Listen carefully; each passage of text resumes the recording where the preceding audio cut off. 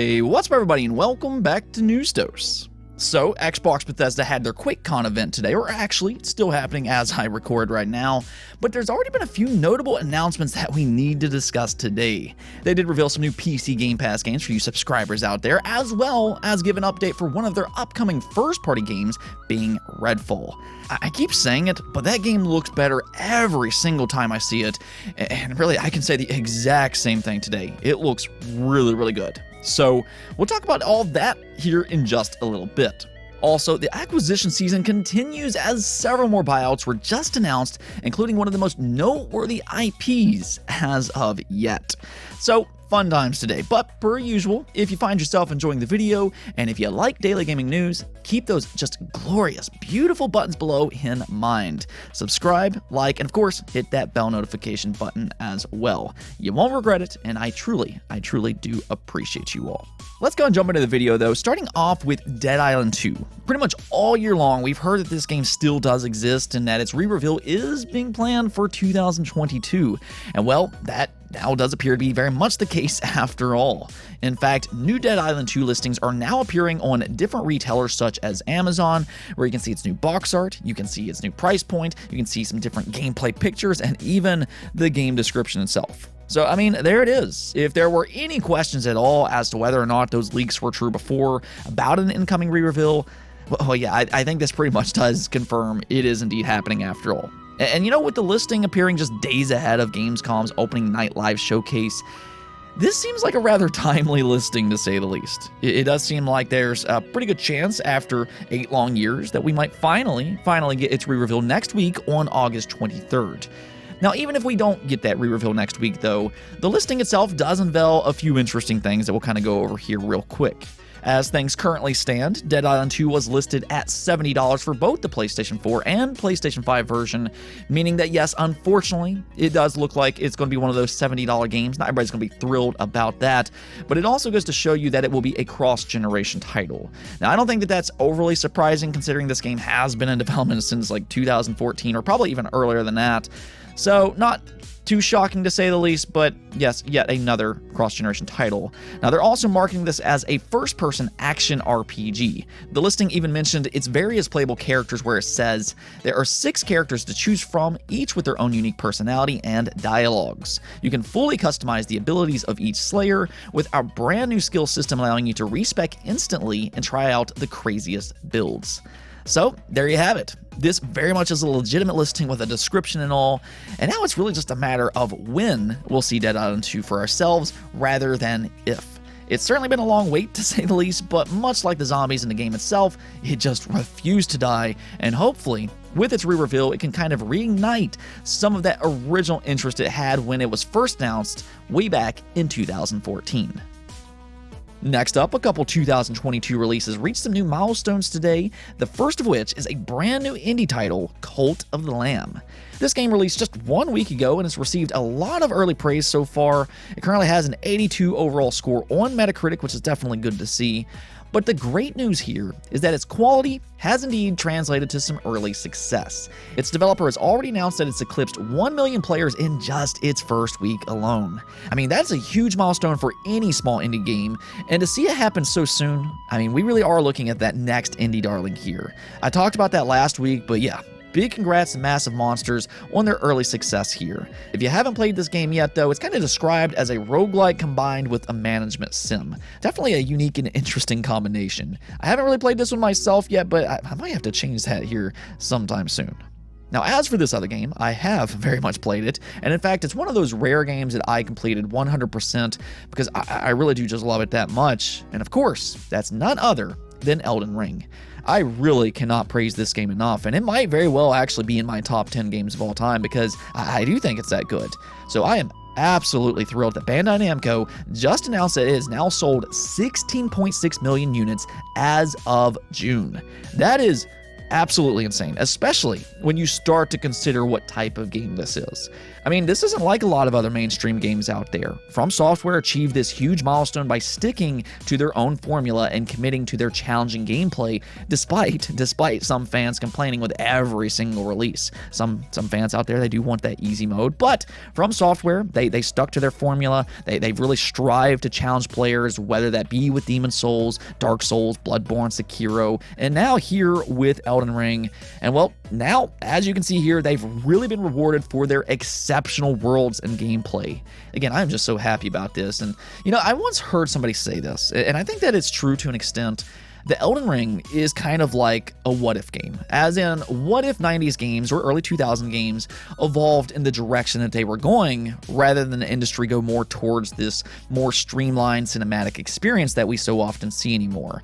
And that kind of hits home with me. Elden Ring, in a lot of ways, is not designed like your typical modern games, but that's also, I think, one of the reasons that it's so special. It's just quite simply a good game with good design. It doesn't hold your hand, it challenges you, and it just has an exceptional world and combat. And that's why so many fans love From Software games. They just feel like their own thing, and Elden Ring, I think, just embodies that to the max. Just an astounding job on their part. But truly, I could not be any happier with a game bursting into the mainstream than I am now with Elden Ring. Big congrats to From Software. Now, let's go and talk about what's happening over at QuakeCon. Bethesda has their own little event today, which obviously is very important to Xbox players as well. They are one and the same now, of course, but yes, so far, a few notable things have already been revealed. They did announce some new PC Game Pass games today, as well as some free games for the Microsoft Store. I mean, free is always welcome, right? But Return to Castle Wolfenstein, Quake 4, Wolfenstein 3D, Elder Scrolls Legends Battlespire, and the Elder Scrolls Adventures Redguard are all heading to PC Game Pass today. You'll also be able to download Elder Scrolls Arena Daggerfall and Quake Champions for free again today. So yes, you can download these games right now. As a bit of a bonus, one new Game Pass perk includes all champions within Quake Champions. Now, I will say that these are older games that maybe not everybody will be interested in, but this just kind of continues Microsoft and Bethesda trying to tie their companies together.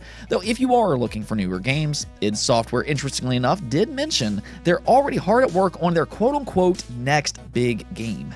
Yeah, I have a sneaky suspicion that game might very well be the next Doom title, which will certainly be very interesting, as not only will the next Doom be a day one Xbox Game Pass game, but it more than likely will be an Xbox exclusive as well.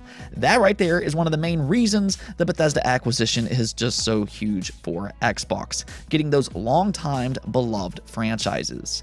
Unfortunately, though, they didn't really give us any further details than just that. However, we did get a lot of new information on the upcoming Redfall, as they dropped a 21-minute trailer where the developers took a deep dive into exactly how this game works, its world, its characters, and more. I would highly recommend checking this trailer out for yourself if you are interested in Redfall, which I'll leave in the description below. But once again, this game just continues to look better and better every single time we see it. I am actually very impressed with what they showed today, but I think it was also necessary that they talked about this game. The thing about Redfall is that there has been some confusion as to exactly what this game is. Of course, Arcane typically has made single-player only games in the past, but Redfall does allow 4-player co-op, and because that's one of the first things that they showed, early impressions of this game was that it's a Left 4 Dead-like, but instead with vampires. However, as we've kind of learned more and more about this game, that's actually not really the case at all. They did once again indeed emphasize that today, and this is how they describe it. Redfall is our effort to take what Arcane does well, a hybrid first-person game in RPGs, and stretch ourselves a little bit. Does this work in an open world? Does it work both solo and with co-op players? Can we take our narrative layers and our improvisational mechanics and our style and spread that out across an open world? For me, Redfall represents our most ambitious title that we've tried to do here in the Austin studio ever. It was super important to us to let players play by themselves and have that immersive Arcane experience, but then adding up to 3 other players. So I think that's exactly what you want to hear. Not only is it their most ambitious title, but they are emphasizing its single-player experience alongside that cooperative gameplay. They are once again saying that that co-op experience is completely optional, and Redfall is designed like their previous games that fans love so much, like Prey as an example. So nobody has to necessarily feel alienated when it comes to Redfall. One thing that I think came off very clear in what they said today, though, is that they poured a lot of attention into its world and story. I mean, we already know that Redfall revolves around vampires, but they went into a lot more detail about that today, and I thought it was quite fascinating how they described all this. The thing about the enemies within Redfall is that there's various ranks, I guess you would kind of say.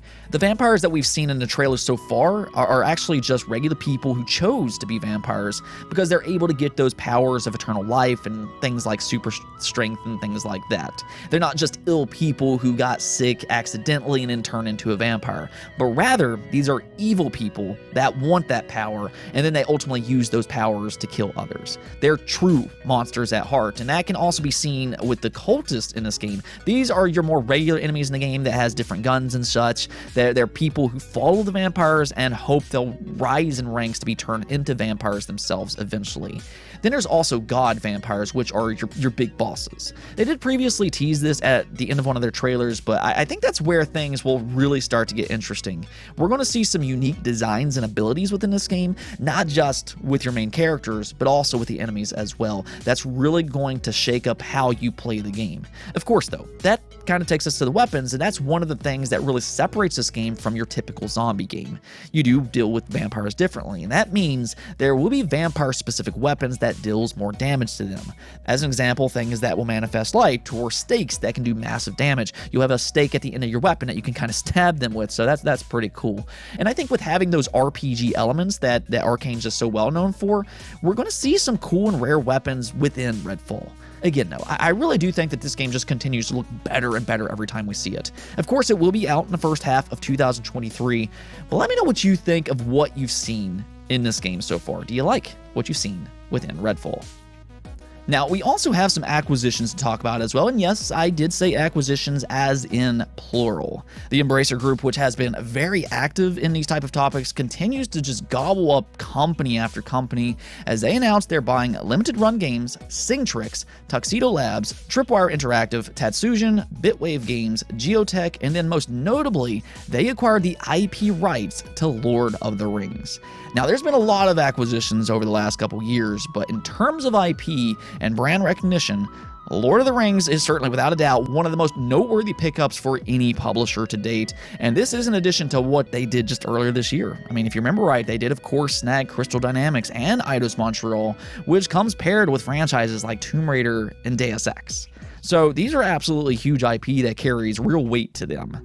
Now, I'm not exactly sure which studio will handle Lord of the Rings from the Embracer Group, but I mean, if they manage to find the right studio to work on a franchise like this, they could have a really big game on their hands here. If you go back to Shadow of Mordor, that I think is the perfect example of how to make a good Lord of the Rings game.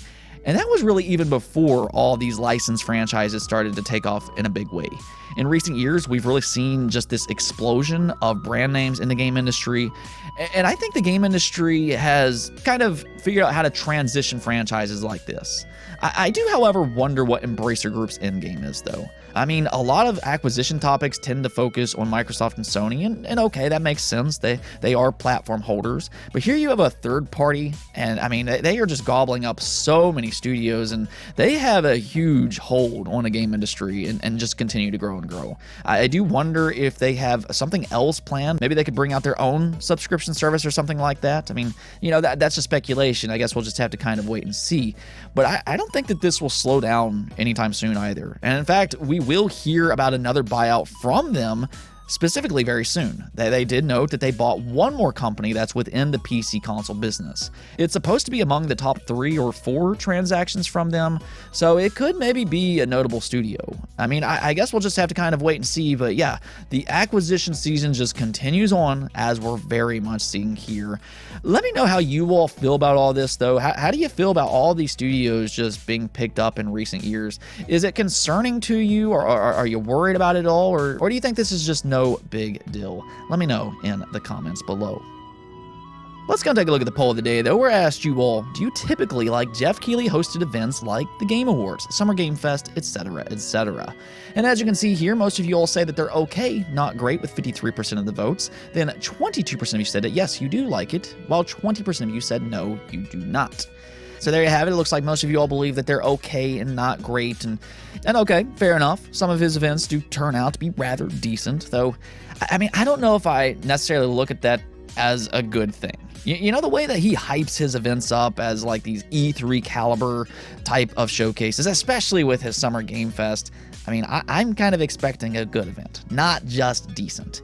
I personally don't like the way he structures his showcases at all, but I mean, I will say in terms of content, for the most part, there's usually something to look forward to. Again, I don't think that they're anything special, and I certainly don't like the structure, but even then, I am still hopeful for Gamescom 2022. I would like to see some cool surprises at Gamescom, but at the very least, so far, it does sound like we'll get some new updates for some exciting upcoming games. Hogwarts Legacy, Return to Monkey Island, and games like The Expanse have already been confirmed for Gamescom 2022, and it does sound like we'll get a release date for Sonic Frontiers. So we will see some big games here, and hey, as we talked about earlier, maybe, just maybe, we'll get that re-reveal for Dead Island 2. I guess we'll just have to kind of wait and see, but hopefully it'll be a fun time next week on August 23rd.